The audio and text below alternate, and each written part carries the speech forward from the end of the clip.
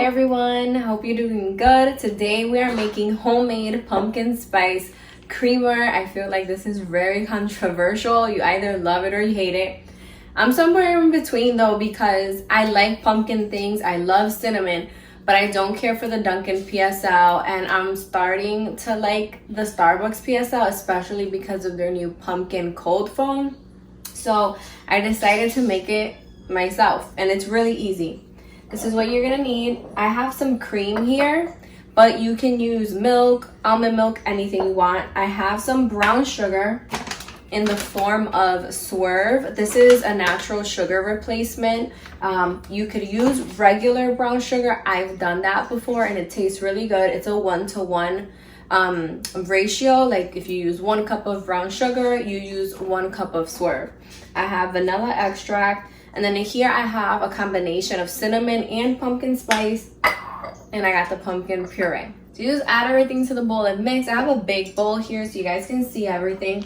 Now this pumpkin puree is pure pumpkin puree. It's not pumpkin pie filling, so make sure you look out for that when you're buying the ingredients. And it's the one that comes in a can.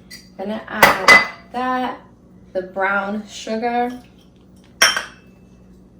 cinnamon, and vanilla, and then you just whisk to combine.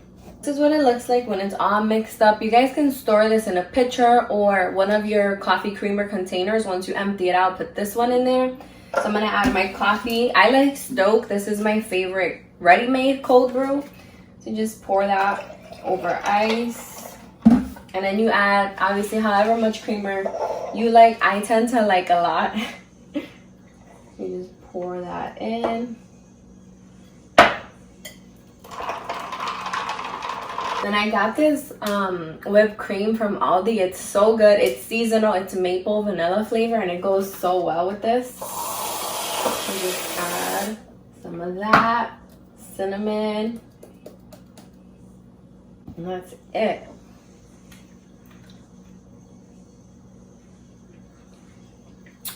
It's really good, guys. It's not like artificial tasting or tastes like cinnamon extract or like a candle. It's finally like a pumpkin creamer that's a lot more on the subtle side. So give this recipe a try. It's on my website, eatingitupblog.com, and I'll see you guys in the next one. Bye.